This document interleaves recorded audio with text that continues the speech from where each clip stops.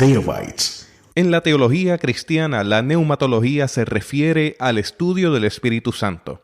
Le invito a escuchar esta conferencia magistral en labios de nuestro profesor, el doctor Francisco Javier Goitía, como parte de la clase de Historia y Teología 3 en el Seminario Evangélico de Puerto Rico.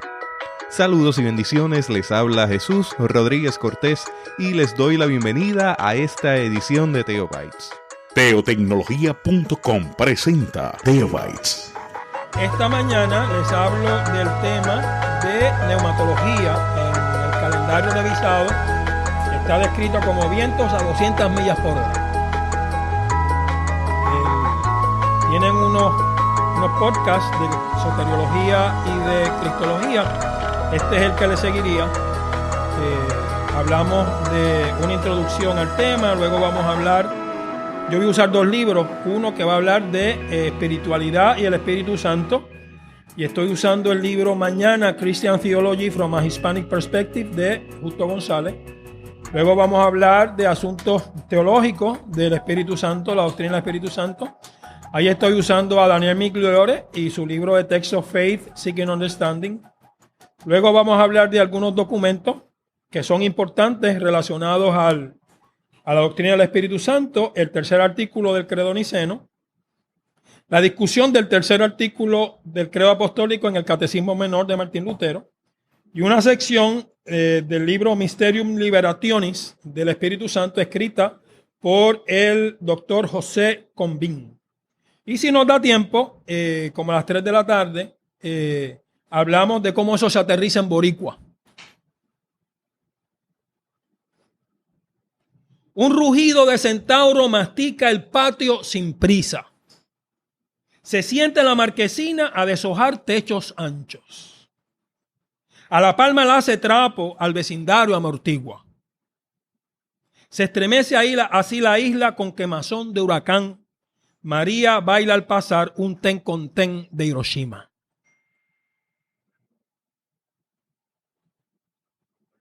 La tradición bíblica identifica la presencia del Espíritu Santo de Dios con el viento. Leemos en Génesis 1, versos 1 y 2. En el principio creó Dios los cielos y la tierra. La tierra estaba desordenada y vacía. Las tinieblas estaban sobre la faz del abismo y el Espíritu de Dios se movía sobre la faz de las aguas. Elías es sorprendido por un viento apacible en su escapada a prisa de la muerte. Primera de Reyes dice, Jehová dijo, sal fuera y ponte en el monte delante de Jehová. En ese momento pasaba Jehová. Y un viento grande y poderoso rompía los montes y quebraba las peñas delante de Jehová. Pero Jehová no estaba en el viento.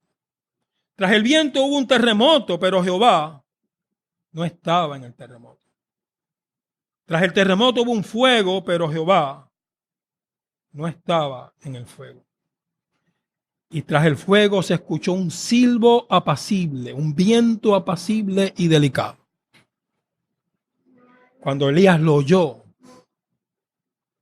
se cubrió el rostro con el manto, salió y se puso a la puerta de la cueva. Entonces llegó una voz que le decía, ¿qué haces aquí, Elías? En el Antiguo Testamento, Rúa identifica la presencia de Dios. En el Nuevo Testamento, la contraparte de Rúa es Neuma. La iglesia nace por el viento de Dios.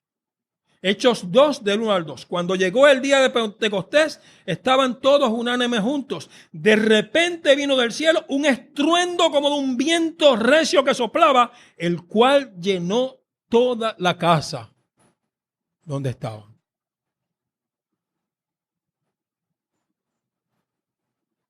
El viento identifica la libertad de Dios. Se presenta su presencia y acción concreta que a la vez esa presencia y esa acción son imposibles de atrapar y de controlar. Es el más de Dios en el aquí y el ahora. Es el poder de Dios para traer el reino. Es difícil asumir esta imagen de la presencia de Dios y su Espíritu a través del viento cuando un huracán ruge a 200 millas por hora y destruye en lugar de construir. Tumba en lugar de levantar. Provoca muerte en lugar de promover la vida. Mas ese viento de 200 millas por hora provocó la renovación de la naturaleza, de modo que los procesos de vida se fermenten y continúen. En el yunque, el 80% o el 90% de los árboles viejos se cayeron y el 80 o el 90% de los árboles nuevos no se cayeron. El viento y las aguas del huracán llevó sedimentos fértiles a lugares donde de otra manera no crecería la agricultura.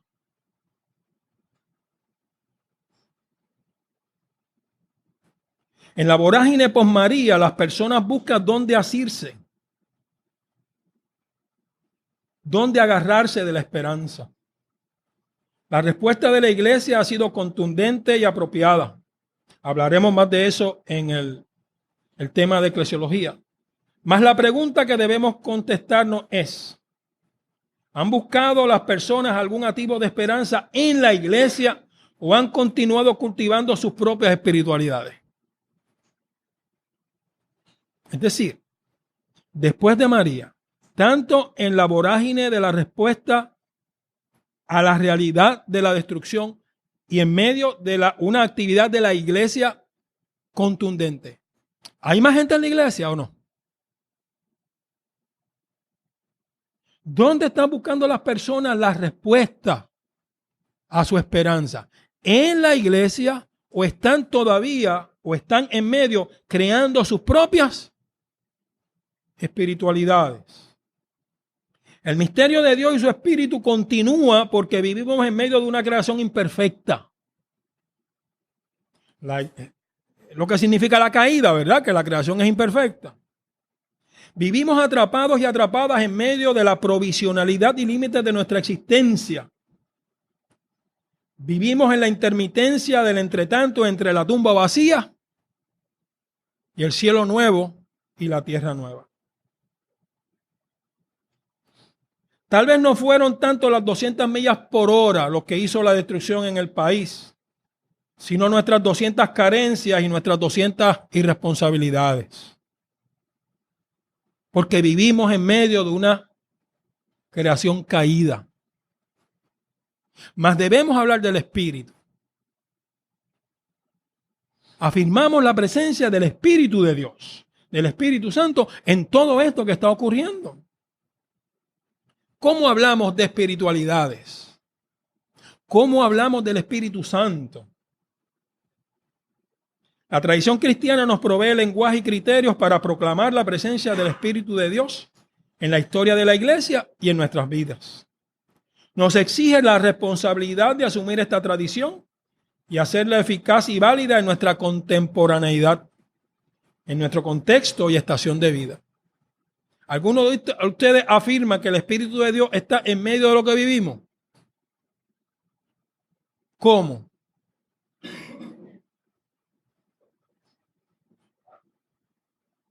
¿Cómo usted sabe que es el Espíritu de Dios y no es nuestro propio espíritu? ¿O que es el Espíritu de Dios y no el espíritu de un ser que me persigue? Vamos a tener dos temas grandes esta mañana. Uno acerca del Espíritu Santo y después acerca propiamente de afirmaciones acerca de la neumatología. Justo González tiene un libro que se llama Mañana Christian Theology from a Hispanic Perspective. Es un clásico de teología hispana, es como del 1990, si mal no recuerdo. Y su capítulo 9, o 11, no recuerdo, el último, se llama Life in the Spirit. Para mí, el mejor capítulo del libro. Y yo lo que voy a hacer es tengo 6 asuntos que él trata acerca de el Espíritu Santo y la espiritualidad, que yo creo que nos podrían ayudar a aclarar. En algunos casos, lo que voy a compartir con ustedes es una traducción del inglés. El libro está en español, ¿no? Lo que pasa es que no recuerdo cómo se llama, pero si usted va a AET, va a encontrar el libro español y es un buen libro para tener de referencia, ¿verdad? ¿Ah? Ok, pues el de inglés es mañana y el de español es pasado mañana, ¿verdad? Se llama así mismo. Sí. AET, Asociación de Educación Teológica Hispana. Dice justo, la espiritualidad cristiana no se sustenta en la división entre espíritu y materia. Fíjese. La espiritualidad cristiana no se sustenta entre la división, esta división que tratamos de hacer entre una cosa del espíritu y el otro la materia, la carne. Esta división es una inclusión helenística en el primer siglo. Es decir, es la manera religiosa de los griegos de hablar del asunto. Y se inserta en el discurso cristiano a través de la influencia helenística. Pero dice justo que los textos que hablan de la espiritualidad en el Antiguo Testamento y en el Nuevo, en su mayor parte no hablan de esta dicotomía entre espíritu y materia. El sustento de la espiritualidad cristiana es el Espíritu de Dios, el Espíritu Santo. En el lenguaje bíblico, espiritual no denota a alguien interesado en asuntos espirituales, en oposición a estar interesado o interesada en asuntos materiales. En el lenguaje bíblico, espiritual denota la presencia del Espíritu Santo en la persona. Y esta distinción es muy importante. ¿Verdad? Una persona no es espiritual porque se dedica a cosas espirituales. Cualquier cosa que usted defina por ser espiritual. En oposición a una persona que se interesa por asuntos materiales. No. Una persona es espiritual porque en la persona habita el Espíritu Santo. Todos los asuntos son espirituales. Todos somos espirituales y todos los asuntos son espirituales. Una persona espiritual no es aquella que reflexiona y desarrolla su espíritu como un atleta flexiona y desarrolla sus músculos, sino aquella persona donde habita el Espíritu Santo. Porque Isaías era un ser espiritual, una persona espiritual. Oseas era un profeta espiritual. Jeremías era una persona que tenía el Espíritu. Y ellos no hablaron de cómo se comen las nubes con ensalada. En ellos habitó ¿quién? El Espíritu de Dios. Sigue diciendo justo. Cuando la Biblia contrasta el espíritu con su opuesto, el polo opuesto no es lo material, sino una palabra que yo no sé cómo traduce, soulish. No espiritual. Se traduce como natural, pero la traducción no le hace justicia a la palabra. Lo contraparte a lo espiritual no es lo natural ni lo material, sería una. ¿Cómo se traduce soulish?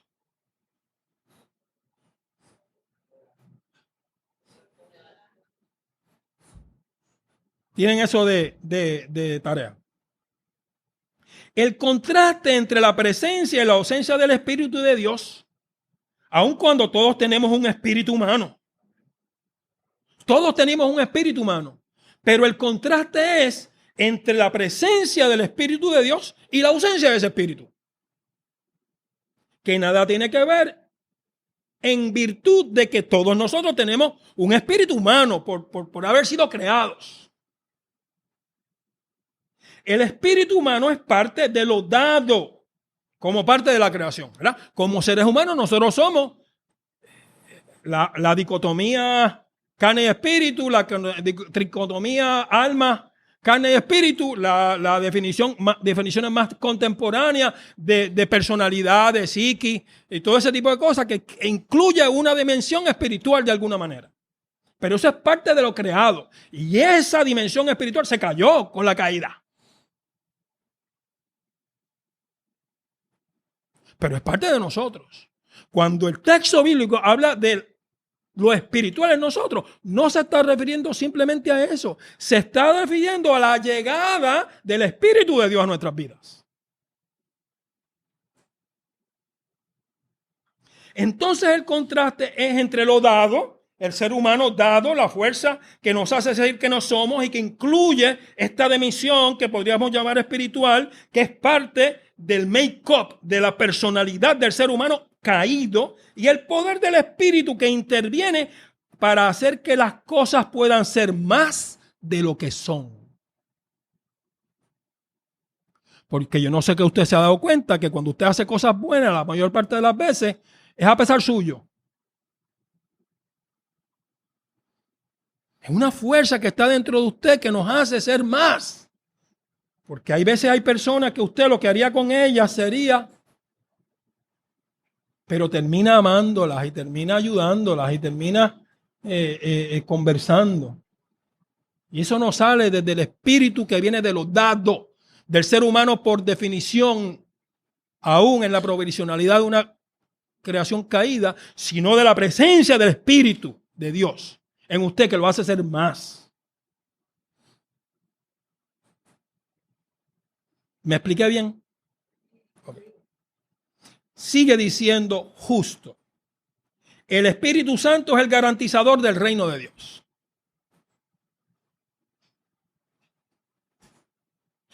Mas hablar del reino de Dios y de su garantizador no es hacer una polaridad entre este reino y el reino del mundo.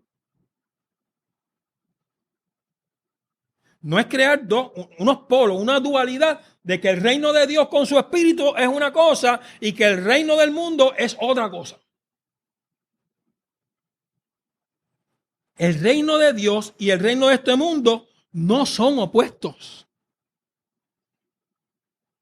El contraste es temporal en lugar de espacial, es estructural en lugar de ontológico. Y me explico. Sigo ajusto. El contraste espacial, y cuando digo espacial me refiero a espacio, ¿verdad? Lugar. No es entre el reino de la tierra y sus vicisitudes y un reino en el cielo que es, qué sé yo, después de Júpiter, donde allá todo es bonito y se respiran fresas y se toca arpa. O sea, el contraste no es entre este mundo, no es espacial, no es un lugar, aquí nosotros en lo perecedero y allá otro lugar, puro. El contraste es no es entre aquí y allá, sino entre ahora y entonces. Pero el entonces puede ser aquí. ¿Viste eso? Es decir, el contraste no es en que vamos a cambiar de zip code. El contraste es que el zip code va a ser transformado. Es lo que esto puede ser. El contraste estructural no se refiere a diferentes realidades, sino a quien gobierna lo que vivimos. En uno, el reino de Dios gobierna el amor. Se esparce la gracia. En otro, gobierna la avaricia, la ganancia y quienes no defienden a los oprimidos.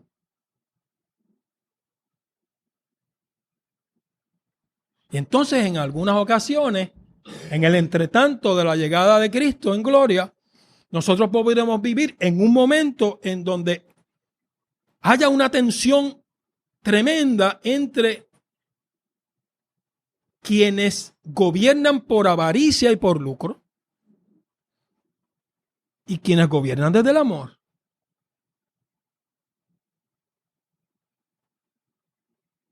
Y aún en la provisionalidad de ese momento, el reino llega. Que va a ser más mejor. En el entonces, pues por supuesto, va a llegar un momento, y esa es la esperanza cristiana, en donde Dios, desde su Trinidad, utilizando el poder creador del Padre, el poder redentor del Hijo y el poder de los carismas de su Espíritu, establezca en el entonces, no en otro lugar, en el entonces. Por eso el libro se llama Mañana. La plenitud de su reino. Pero ahora lo vemos como por espejo. ¿No ha vivido usted experiencias de reino en medio de la precariedad y del hambre que hemos vivido en estos meses?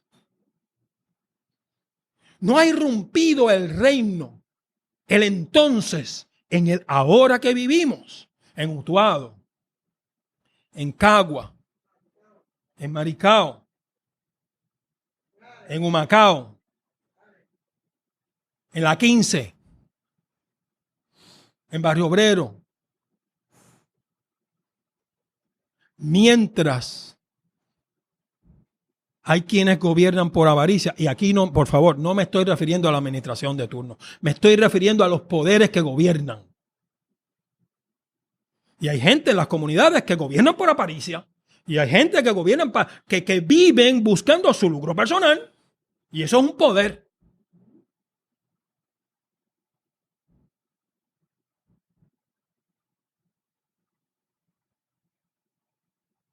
Por lo tanto, si el contraste no es espacial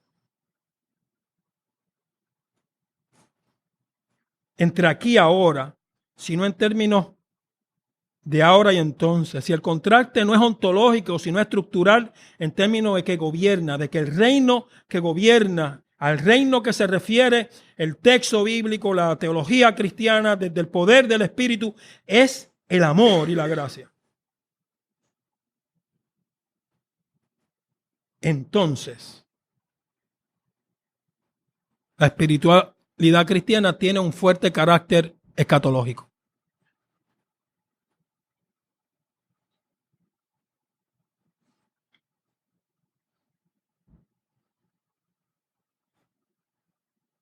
La espiritualidad cristiana se sustenta no en nuestros poderes y capacidades, sino en la presencia del Espíritu de Dios en medio de nuestra naturaleza. Y en la tensión de lo nuevo y lo viejo, del amor y del egoísmo y de la avaricia. Entonces, la naturaleza misma de la esperanza y de la espiritualidad cristiana es escatológica. Vivimos ejerciendo nuestra espiritualidad en virtud de lo que puede llegar a ser.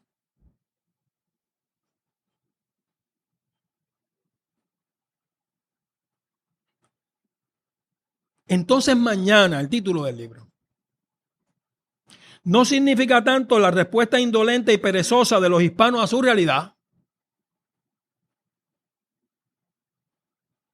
sino mucho más que simplemente mañana, en el asunto cronológico. Mañana es el cuestionamiento radical del presente. Es el juicio contundente del hoy.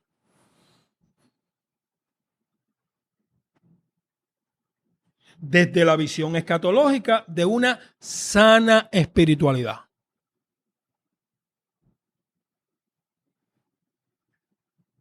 Y fíjese lo que dice para terminar este capítulo justo. Cuando una parte de la comunidad cristiana desanima la acción en la esfera social y política, y, subrayo, y cuando otra parte de la comunidad cristiana confunde el activismo con el reino, o el acomodo social y el éxito económico con recompensa de salvación, lo hacen desde una falsa espiritualidad.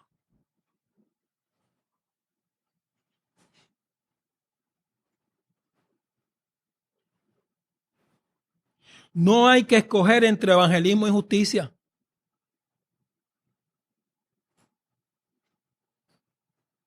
Una sana espiritualidad atiende ambas cosas. Porque la presencia del Espíritu Santo en nuestras vidas, su otorgación de carismas, nos va a hacer atender la realidad, tanto para presentar el reino para justicia de quienes no tienen, como para presentar el reino para que aquellos que no conocen a Cristo lo conozcan. No es either or, como dice el griego. Ambas cosas se lanzan en el ministerio de la iglesia desde una sana espiritualidad, desde un entendimiento de que es el Espíritu Santo quien habita en nosotros y que el Espíritu Santo nos da las competencias, los carismas, los dones, los regalos para atender el lugar donde vivimos, para que la gente tenga vidas dignas y para que la gente conozca a Cristo y a la Santísima Trinidad. Le invito a visitar nuestra página en la internet para este podcast, que es www.theobytes.com, www.theobytes.com, y allí va a encontrar diferentes episodios de otros temas de mucho interés para su vida y para la vida de la gente que les rodea. Así que le invito a compartirlos. Hasta aquí esta edición de Theobytes. Gracias por darnos el privilegio de llegar hasta ustedes a través de las redes informáticas. Será hasta el próximo episodio. Que la paz y la gracia de nuestro Señor Jesucristo sea con ustedes.